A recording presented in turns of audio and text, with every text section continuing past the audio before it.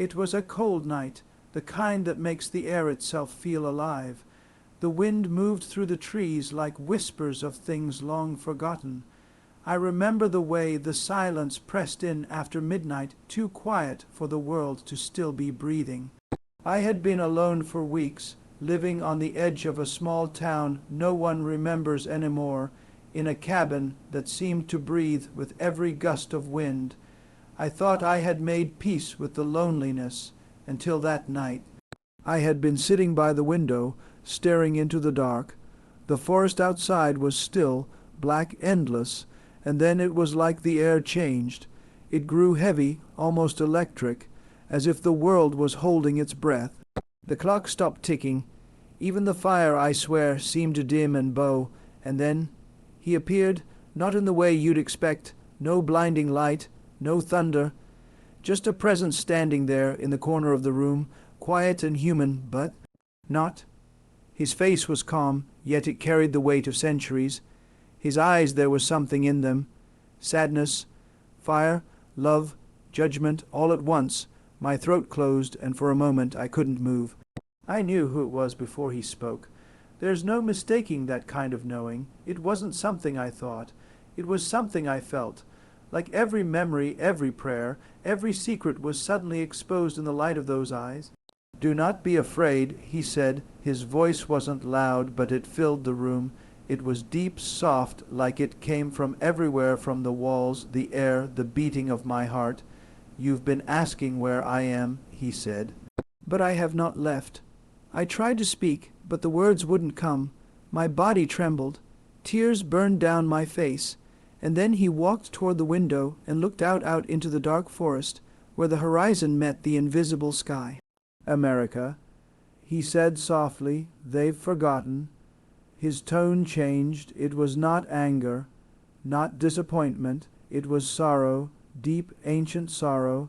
"They built their towers," he said, "and filled their temples with gold.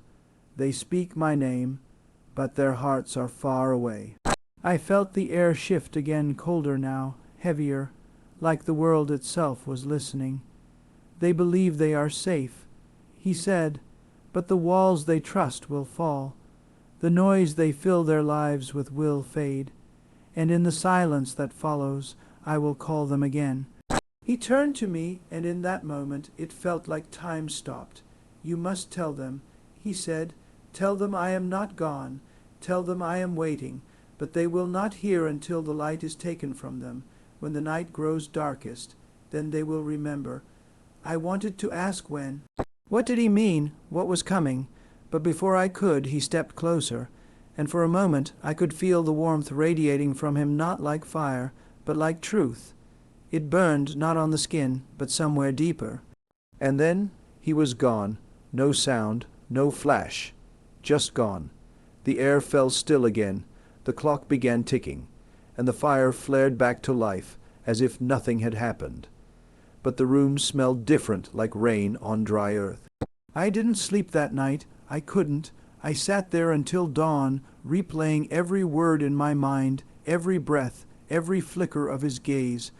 The world outside looked the same when the sun came up. But I knew it wasn't. Something had shifted. And even now, years later, when the world feels loud and broken, when people fight over shadows and call it truth, I still hear his voice, quiet and steady, echoing through that silence. They will not hear until the light is taken from them, when the night grows darkest. Then they will remember. For days after that night, I moved through the world like a ghost. I went to work. I spoke to people. I ate when I remembered to. But everything around me had a strange distance to it, like I was walking through the echo of something already gone. The air felt thinner, as if the world had been quietly emptied while I wasn't looking. And beneath all the noise of daily life, the conversations, the traffic, the endless scroll of headlines, I kept hearing his voice. Not loudly, not constantly, but softly, like a heartbeat just beneath the surface of silence. They will not hear until the light is taken from them. At first, I tried to convince myself that it hadn't really happened. Maybe I had imagined it. Maybe loneliness had finally done what I feared it might, cracked me open. But every time I closed my eyes, I saw his face again, and the way the fire dimmed when he appeared. You can't imagine something like that. It brands itself into you. A week passed before I told anyone. I didn't mean to. It slipped out one night at a diner off the old highway, the kind of place that hasn't changed since the 60s. The cook knew my name. The waitress knew my usual order. I was drinking coffee, staring out the window, when an old man sat down across from me. His clothes were worn, his eyes pale and unblinking. He said, "You've seen him too, haven't you?" The words hit me like a knife. I didn't respond right away. He smiled faintly, like he already knew my answer. "They always look the same afterward," he said, "like they've been carrying a secret they don't know how to put down." I asked him what he meant, and he just leaned in, lowering his voice until it was barely more than a whisper. "He's been showing himself again," he said, "not to many, just a few, people who'll listen." He reached into his coat and pulled out a small, worn Bible. It was cracked at the spine, the pages yellowed.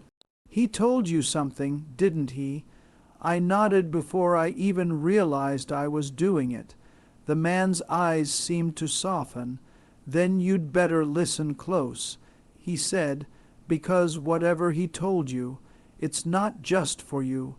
He left before I could ask anything else. Just stood up, paid his bill, and walked out into the fog. I never saw him again, but that night, when I got home, I found something on my porch, the same Bible he'd been holding. Inside, a verse was underlined in faint pencil, "When the light of the lamp shall not shine in thee any more." Revelation 18:23. I couldn't sleep after that. The message gnawed at me. I started noticing things I hadn't before, small, quiet fractures in the world around me. The air felt heavier. The birds stopped singing earlier each evening. The people at work seemed different, restless, distracted, as if something deep inside them was unraveling. And the more I watched, the more I began to sense it. Something was coming. The news began to change first. Stories that used to be buried deep down the page were suddenly everywhere. Sudden storms, strange lights in the sky, fires that burned without a cause.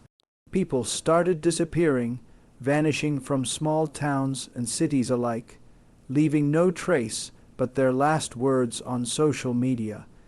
Most didn't make sense. A woman in Ohio wrote, "He's in the light, don't look directly." A man in Texas posted, "The ground is humming again." And then silence. I tried to ignore it. I tried to go on as though the world hadn't begun to tremble under its own weight. But the signs kept multiplying. The night sky grew dimmer each week, not clouded, just dull, like the stars were fading out. Power outages swept through cities without warning. The radio began to pick up strange frequencies, static filled with whispers that sounded almost like words. One night, I woke to find my house shaking. The windows rattled, the pictures on the walls swayed. I ran outside barefoot, expecting to see smoke or lightning, but the sky was clear and utterly black. The sound wasn't thunder. It was deeper, like something ancient was stirring beneath the earth. And then, through the stillness, I heard it again, his voice, not outside, not in the sky, but within the silence itself. When the night grows darkest, that's when the lights went out. For 2 days, the entire county was without power. The roads were empty, stores closed, phones dead. It felt like the world had simply stopped breathing. And in that darkness, the boundaries between the real and the unreal began to blur. I started dreaming again, vivid, haunting dreams where the world was covered in ash and the sky burned with red light. In those dreams, I saw him standing over a broken city, his eyes filled with tears. Each morning I'd wake drenched in sweat, the echo of his words still pulsing through my head. Tell them I am waiting. I didn't want to. I didn't even know what that meant, but something inside me began to shift. I started writing everything down, the dreams, the symbols, the phrases that came to me when I wasn't thinking. The pages filled fast, covered in words that didn't feel like mine, warnings maybe, or prayers. I wasn't alone for long. Word spread somehow. I don't know how, about what I'd seen.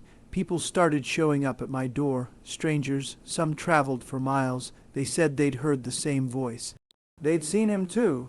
A woman from Michigan told me she saw Jesus in the reflection of her window the night her town lost power. He didn't speak. She said, "He just looked at me, and I knew something was ending."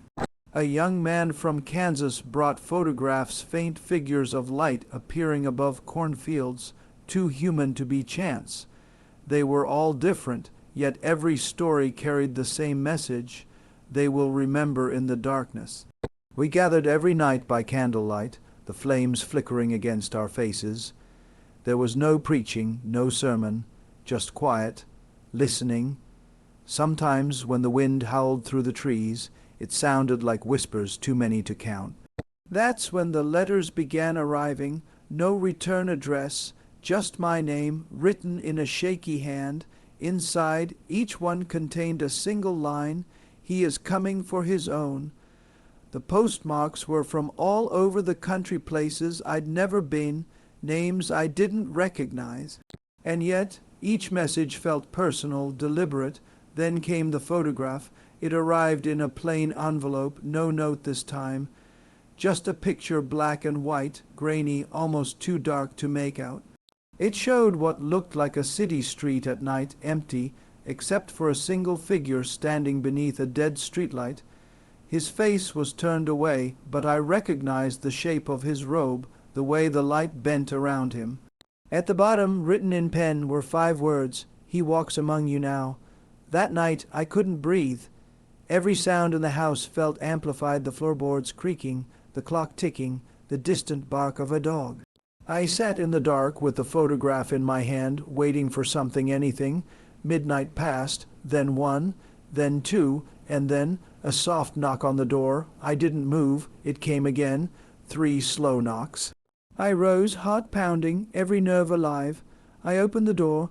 No one was there, only the wind. But on the porch there was a small wooden cross, carved crudely, the wood still wet, as if it had just been made. After that, I started seeing him again, not fully, not like before, but in flashes, reflections, shadows. Once, driving at dusk, I saw him standing on the side of the road, head bowed. By the time I turned the car around, he was gone. Another time, while walking through the woods, I found a clearing where the air shimmered like heat above asphalt. In the center lay an open Bible, untouched by the dirt or leaves. The page read, and the nations were deceived. The others began to vanish soon after. The woman from Michigan stopped coming to our gatherings. Her phone disconnected. The young man from Kansas disappeared on his drive home, his car found abandoned, doors open, engine still running. The police said it was an accident. But I knew better. I was next. It began with the lights flickering, dimming, then dying completely. The air grew cold, the night pressed in, and then a whisper, faint but unmistakable, my name, spoken from the shadows behind me. I turned slowly, heart frozen. He was there, not in the corner this time, not distant. He was close enough that I could see the scars in his hands, faint and shimmering like light through glass. His expression was solemn, but there was no anger, only sorrow. "It has begun," he said. My voice trembled. "What has?" "The forgetting." He answered, "The unraveling." He looked toward the window, where the world outside was completely black.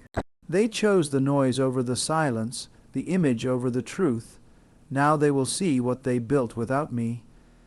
I tried to speak, but the words caught in my throat.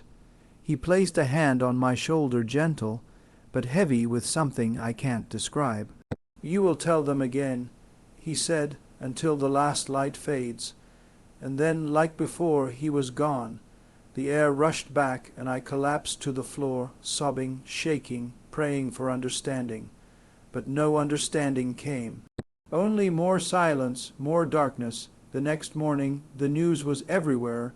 Major cities had gone dark overnight, power grids collapsing, communications offline, planes grounded.